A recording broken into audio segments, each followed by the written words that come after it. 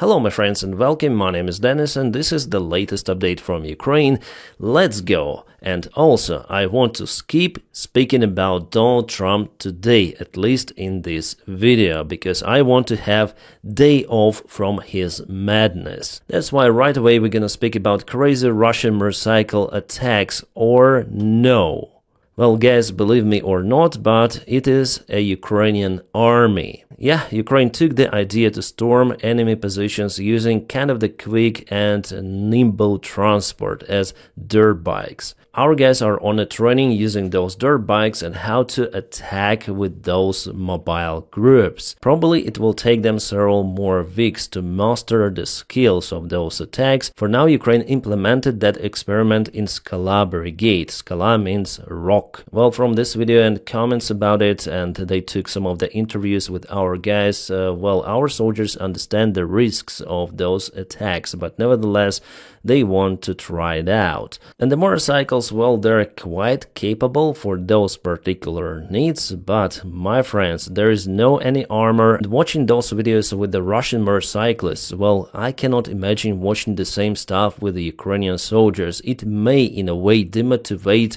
Ukrainian army or Ukrainian people in general, because they attack in this death zone of 10 kilometers, where Russian and Ukrainian FPV drones are flying. Well, you may say, Dennis, you were making fun of the Russian stupid motorcycle attacks and now Ukrainian army does the same stuff. Well, first of all, I told about the profit of those attacks and how Russia uses those to gain the ground, sending mid-wave after mid-wave on those motorcycles. And yes, I was making fun, but just occasionally. For example, then Russians attacked Ukrainian positions with the mounted Soviet and Russian flags on their motorcycles, so it looks absolutely crazy. It's like they want to attract more attention of Ukrainian drone operators. Or I was making the fun about the Russian guy who wanted to jump over the anti-tank trench on his dirt China motorcycle. Yeah, just dirt bike, it's better to say, and Ukrainian drone operators stayed without any sort of the job because the guy kaputted himself. But the tactics itself with the fast maneuverable attacks, it actually works and Ukraine wants to try it out. However, there is one thing, you'll have way more losses using motorcycles on the front lines. You need to have lots of the infantry forces to put them on motorcycles and use them as mid-waves, as Russia does, for successful gaining of the ground. And for this reason, I don't think that attacking on motorcycles would be spread widely in Ukrainian army. No. My prediction that it will be just limited for Skala regiment. Otherwise, guys, yeah, there will be more losses. Yeah, there is the price you have to pay. If you want to move fast, you also need to go without any armor across the minefields and under the drone strikes. And you know, Ukraine is after all more in defense, so motorcycles are not needed actually for defending. At least for now, they will not be in use massively. So for Russian side, yeah, I think that they use these tactics and they show that they might take the ground. Occasionally, kind of the small portions, but they do it. Compared to the previous years, this year Russia uses motorcycles a lot. Well, maybe it happens because they're running out of their usual transport, BMPs, BTRs. We also see how they use civilian vehicles. And about the technical or tactical features, Ukraine takes something from the Russian side and Russians take something from Ukrainian side. It is a usual thing for every war. For example, Ukrainian side started to use FPV drones with artillery shells or RPG shells at first. Also, the drone drops were coming from Ukraine as well. Russia took their idea, they implement their solutions. For example, they use fiber optic cables to operate those drones without being intercepted by the drone jammers, and now Ukraine has to implement the same technology. It's the usual thing, but again, on my opinion, motorcycle attacks will not work for Ukraine. And yeah, Russians are using the same China-made motorcycles. China supplies those to Ukrainian, to the Russian side, the same they do with the drones. China tried to restrict the cooperation with some of the companies which were buying some of the stuff from China for Ukrainian drone army, but after all, somehow Ukraine gets those drone parts, as well as Ukraine will get those motorcycles. And yeah, guys, unfortunately I have to tell also about the bad news coming. After all, I tell the truth on my channel and the things as they are. On this image, by the way, filmed by the Russian drone and presented by the Russian side, you may see many of the Ukrainian soldiers gathered in a large group located open air in Shostka base of Sumy region, Ukraine. Somehow, local Ukrainian commanders decided to put them all together in bright daylight conditions, but Russia has many of those surveillance spy drones, and their task is to fly around Ukrainian territory and spot military activity of Ukrainian army and also coordinate the strikes of the Russian Iskander ballistic missiles. And that is exactly what happened according to this video. Well, we do not have the zoomed-in image, and the shell, the Iskander missile, hit nearby, not exactly the place where the soldiers were staying, but Iskander also equipped with the shrapnel, which hits everything around. Those small particles were sent elsewhere in this perimeter. The information about the strike has just been published, and I am waiting for more details. There is nothing about the losses so far. But the Russian strike was definitely big. Iskander missile is a very powerful missile after all, and I guess there will be losses. Why Ukrainian commanders are still gathering their military outside in large groups and even inside? Well, that's the question to Ukrainian generals, and some of them are quite incompetent still. They are Soviet-grown generals, let's say. In my tomorrow's video, I'm gonna update you with more information about the case, but our volunteers, our military who are public out there on Telegram, in Ukrainian media as well, they all sad and disappointed, first of all, with the Ukrainian generals responsible for that particular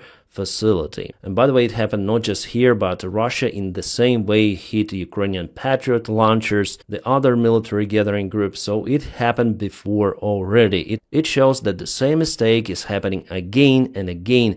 In this case, it is called crime. It could be even a betrayal, because why you gathered those soldiers in the same place? I also speak about it because my friend and colleague Dmytro, who was a volunteer who was working with the Ukrainian military on some very sophisticated drones, he lost his life also in the same way. It was a Russian missile strike on his position, far away actually from the front lines. Alright guys, and now I have just received the information about the Russian strike on the Ukrainian military base. Still, I'm in lack of the information about the losses, but at the same time we have the evidence, the visual one, that the strike wasn't really precise. The barrack is just partially damaged, but the main strike happened over here where the trees are no more. I just hope that there were no losses, but in general we'll find out this information, because usually from Ukrainian channels, including Telegram channels, it goes public after all. The particular military base of Ukraine is located roughly 50 kilometers away from the border with Russia, so quite far away from the front lines,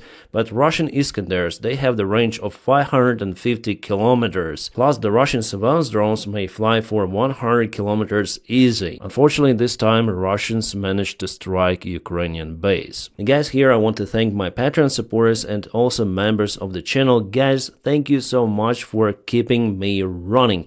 Just because of you, and yeah, some sponsors of my channel, I can continue filming videos almost every day. So many thanks for your kind support, and the link for my Patreon, well, it's always in the video description just below. If you don't have the opportunity or you're not willing to support me in a financial way, you may press your huge like and subscribe for the channel. That is how you also help me a lot. Right guys, somehow we have good news coming from the United States of America, from Rubia to be in particular. And yeah, this flag is not the Russian one, it's Slovenian or Slovakian, just an internet image to show you Patriot system. Well, anyways, the United States of America is looking for cooperation between them and European partners to find some of the air defense systems for Ukraine. Awesome, great news. Well, before Zelensky asked even to purchase Patriot systems from the United States, but you know the answer from the guy whom I don't want to mention today. And before, with previous administration, Ukraine was left mainly with promises, but still Ukraine obtains munition for Patriot systems, and it is great. And yeah, yesterday I've told you about the good news from Italy that Ukraine might get SAM-T air defense, which is, I would say, almost the same class as Patriot. Well, Rubio also mentioned today that the United States of America will continue to deliver to Ukraine the previously agreed military packages. However, there is no certainty that the United States of America would vote for new military packages. For now, that question is not even out there in Congress, in Senate, or the White House. And that is not a very good picture, not just for Ukraine, but for Europe in general. And yeah, Marco Rubio also mentioned that there will be no new sanctions implemented on Russia. It is understandable already for everyone. Right guys, now let's go to the front lines updates and the situation in Rivnopil. For the last 24 hours, Russia moved from Novopil, and in a way they created this pocket for Ukraine. It is kind of the big one actually. There are many fields but no any settlements. Some of the field roads are there, and the presence of the Ukrainian army in this region has been confirmed. However, the number of Ukrainian forces here is limited, and I expect that Russia will just take those territories very soon. So yeah, we have the confirmation from the Mykov Center 3 analytic, whom I always mention in my videos. So Russians went to Novodarivka very fast, later on to Novopil, Zelenopole, and they created this very tiny bottleneck. And they also have this vector of attack. And guys, I'm still collecting the information about Ukrainian army presence in those fields. Probably in my next update I'm gonna tell you more about this case. But yeah, this Russian attack doesn't look good for Ukraine in this region at all. Well, what we have is just this drone image presented by Ukrainian army.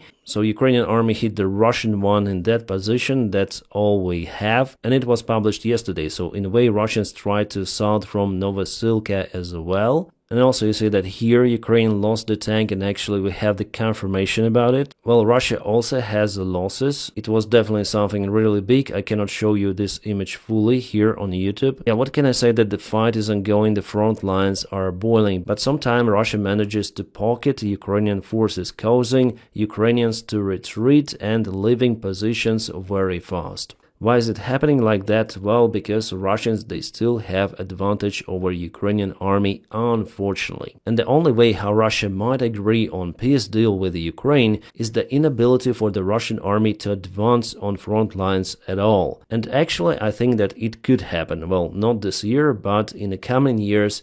Yeah, if Ukraine keeps enough military support, if Russian economy continue to degrade, if Russian people wouldn't like to join the Russian army, that might bring the military collapse for Russia. But at the same time, idea of Putin is to bring the military collapse for Ukraine, for our allies to freeze the military support, and Russia also wants to destabilize Ukrainian society. That's their main plan, and for now Putin is sure that he is able to reach his goal, but I don't think so. Well, the Deep State Military Map source also publishes the same information, that Russians were successful, and now probably Ukrainian army is in a difficult, very difficult situation out there, not far away from Rivnopil. And before here it was the successful Ukrainian counterattack, but now Russia took the advantage. The other direction where Russian army gained the ground is between Pokrovsk and Toretsk. Over here they continue to expand their bridgehead, so it was yesterday and it is today. They almost took Yelizavetovka and continued to move to the east.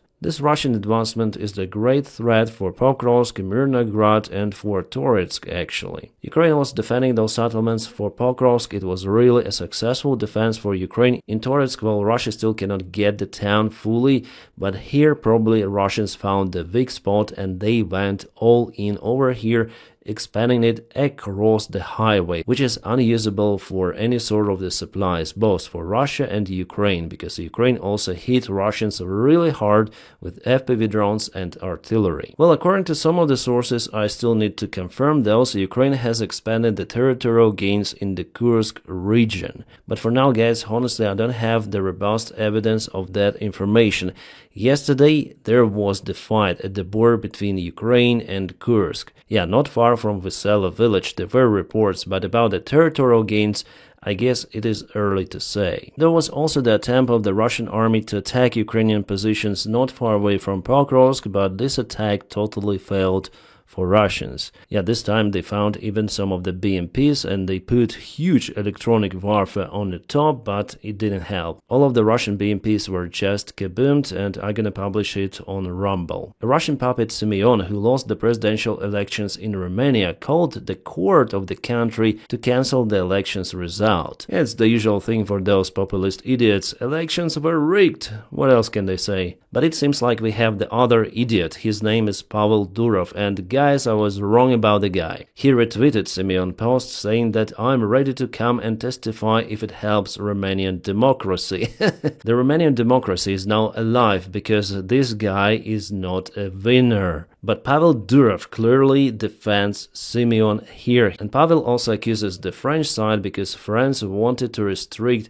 the Simeon Russian propaganda on Telegram as well. And Durov here, well, he actually reminds me Elon Musk with his ideas and support of the potentially future dictators. So Pavl Durov, I hope you'll get back to the French prison because somehow he was released and he went back to UAE. So yeah, I understand and I admit that I was wrong about Pavl Durov. I'm sure that he's not supporting democracy in any sort of the perspective and he's just this rich billionaire who wants to spread his own influence as well as the influence of the other billionaires. Crypto corporate world is what they want to build from our society. I call it tech slavery, but it's the topic of another video. And by the way, my friends, I'm still gonna use Telegram. First of all, I have my own channel there. It's kind of big, and I also check out the Russian Telegram channels and I get the information which is useful for us to review. And by the way, Ukrainian Telegram channels also help a lot in collecting, for example, funds for the military. Our allies from European Union and United Kingdom apply more sanctions on Russia, but will it help?